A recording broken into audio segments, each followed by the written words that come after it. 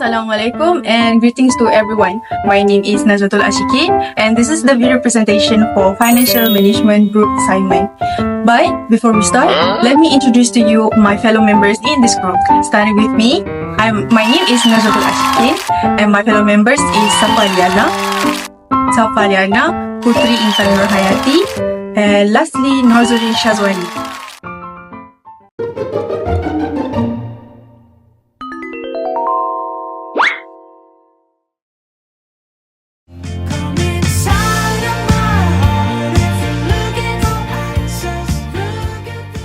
So the answer is, first of all, small and medium enterprises are companies that generally fall between small and large businesses. There is generally a threshold for the revenue, assets, and employees held by SMEs. Some industries also define whether a company is small or medium. For each country, there has a distinct definition of what constitutes a small and medium enterprises. A business will be classified as an SME based on the two criteria, which is called sales turnover and the number of employees. The sales turnover for different sectors for each businesses is also differ from each other. For medium manufacturing enterprises, the sales turnover is between 15 million to 50 million. For the number of employees, it could reach from 75 to 200%.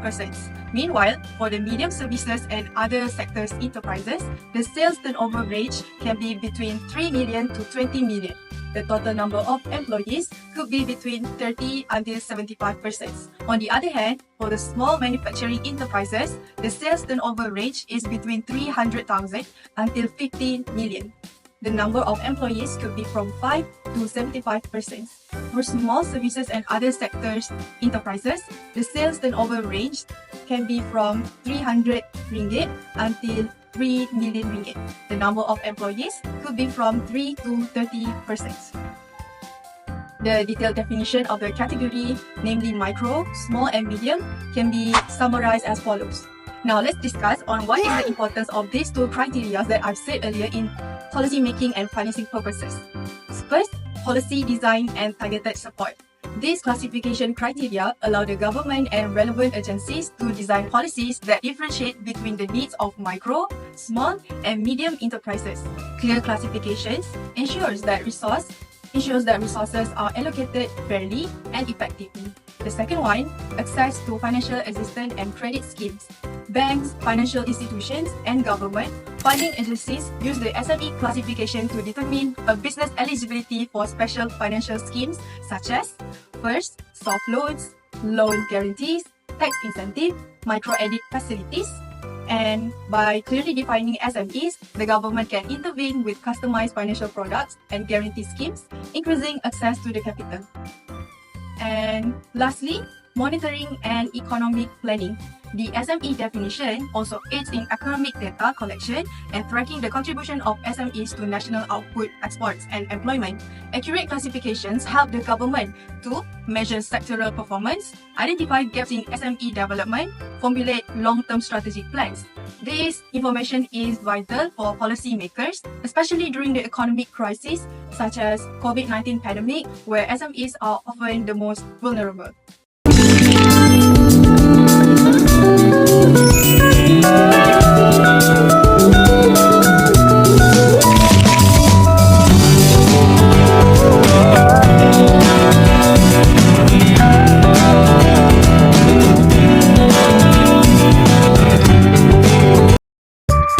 One of the most pressing financial challenges faced by small and medium-sized enterprise or SMEs in Malaysia is limited access to financing. Many SMEs struggle to secure loans because they lack sufficient collateral or a strong credit history. From a lender's perspective, this makes them high-risk borrowers. As a result, they are often denied funding or offer unfavorable loan terms. This lack of access to capital affects their ability to grow. It limits opportunities for expansion, investing in new technology, or even managing their daily operational expenses. Ultimately, this financing gap makes it difficult for SMEs to remain competitive in the market. Another key challenge is poor cash flow management. Many SME experience delays in receiving payment from customers. However, at the same time, they must continue paying suppliers, staff, and overhead costs on schedule. Without proper financing record keeping and planning, these mismatches between incoming and outgoing cash can lead to serious cash shortage, even for businesses that are technically profitable. If not managed well, cash flow problem can cause a cycle of instability.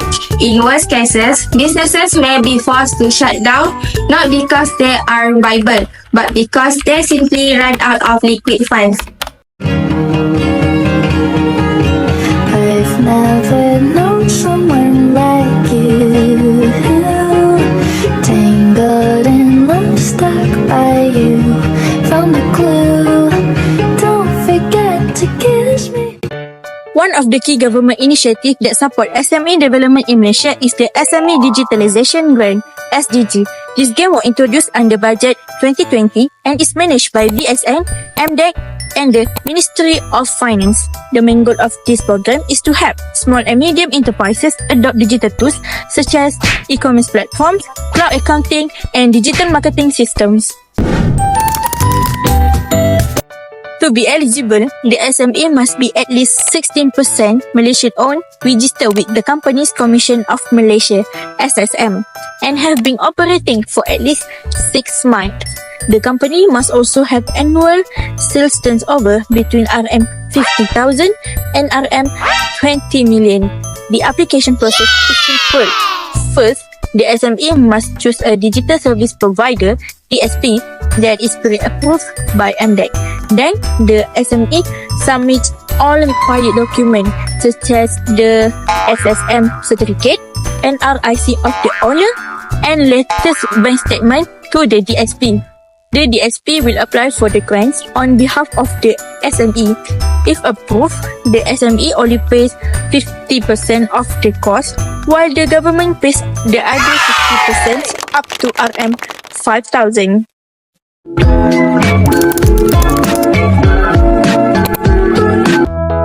From the SME's point of view, this can bring many benefits. It helps reduce the cost of digitalization, makes business operation more efficient, and allows companies to stay competitive in a fast-changing market. The application process is also quite easy because the DSP handles it. However, there are some limitations.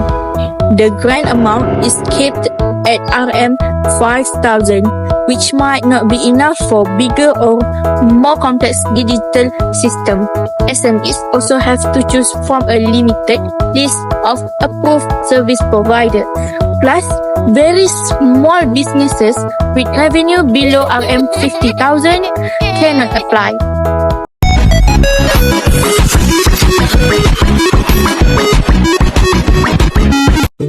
The second government initiative to supporting small-medium enterprise development in Malaysia is Bank Financing Scheme.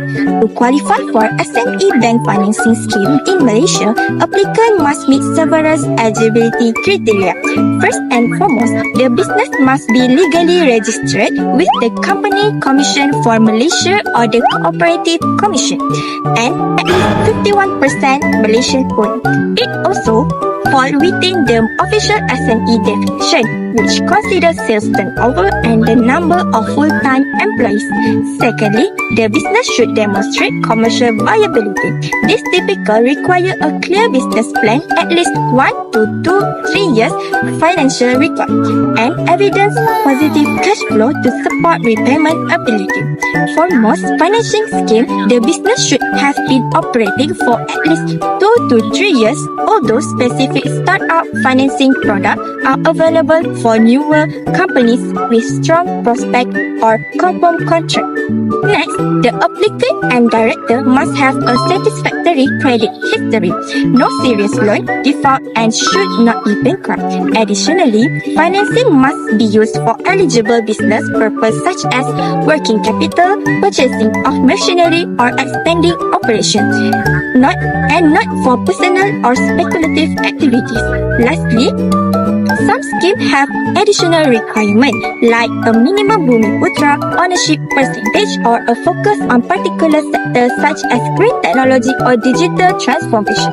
Meeting these criteria help ensure the funding is directed to sustainable high potential SME.